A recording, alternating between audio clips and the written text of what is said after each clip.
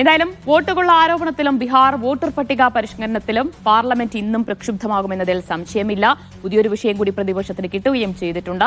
പ്രതിപക്ഷം വോട്ട് ചോരി എന്ന മുദ്രാവാക്യം വിളിച്ചതോടെയാണ് ഇന്നലെ ഇരു സഭകളും പിരിഞ്ഞത്. അതിനിടെ വോട്ടുകൊള്ളയ്ക്കെതിരായ രാഹുൽ ഗാന്ധിയുടെ വോട്ടർ അധികാർ യാത്ര വൻ വിജയമെന്ന വിലയിരുത്തലിലാണ് AICC.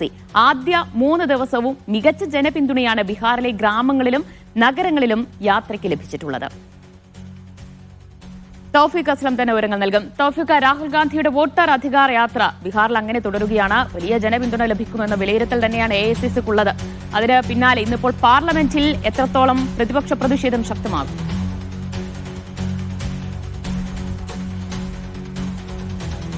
ദിവ്യ, യാത്ര വളരെ വിജയമെന്നാണ് AICCയുടെ ഒരു വിലയിരുത്തൽ.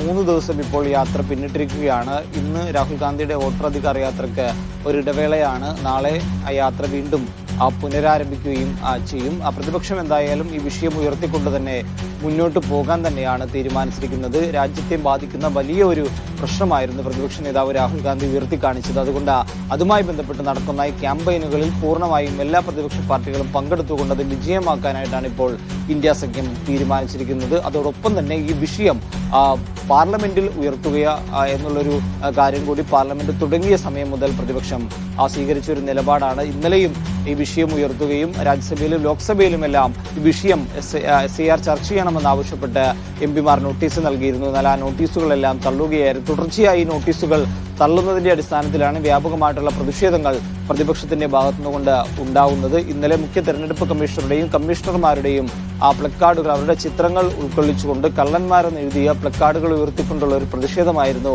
സഭക്കകത്തും പുറത്തും ഉണ്ടായത്. സമാനമായ രീതിയിൽ ഇന്നും പ്രതിപക്ഷത്തിന്റെ ഭാഗത്തുനിന്നുകൊണ്ട് സഭക്കകത്തും പുറത്തും ഈ പ്രതിഷേധം ഉണ്ടാവുക തന്നെ ചെയ്യും. കേന്ദ്ര സർക്കാർ എന്തായാലും ഈ വിഷയത്തിൽ ഒരു ചർച്ച നടത്തുമോ ഇല്ലയോ എന്നുള്ള കാര്യം ഇപ്പോഴും വ്യക്തമാക്കിയിട്ടില്ല. ചർച്ച നടത്തില്ല എന്നുള്ള നിലപാടാണ് കേന്ദ്ര സർക്കാർ തീരുമാനിച്ചിരിക്കുന്നത്. അതുകൊണ്ട് ഈ പ്രതിഷേധം സഭാ കാലയളവ് അവസാനിക്കുന്നതുവരെ വലിയ പ്രതിഷേധവുമായി മുന്നോട്ട് പോകാൻ തന്നെയാണ് പ്രതിപക്ഷത്തിന്റെ ഒരു തീരുമാനം. കാരണം സഭ ആരംഭിക്കുന്ന സമയം മുതൽ തന്നെ വലിയ പ്രതിഷേധം പ്രതിപക്ഷത്തിന്റെ ഭാഗത്തുനിന്നുകൊണ്ട് ഇരു സഭകളിലും ഉണ്ടാവുന്നുണ്ട്.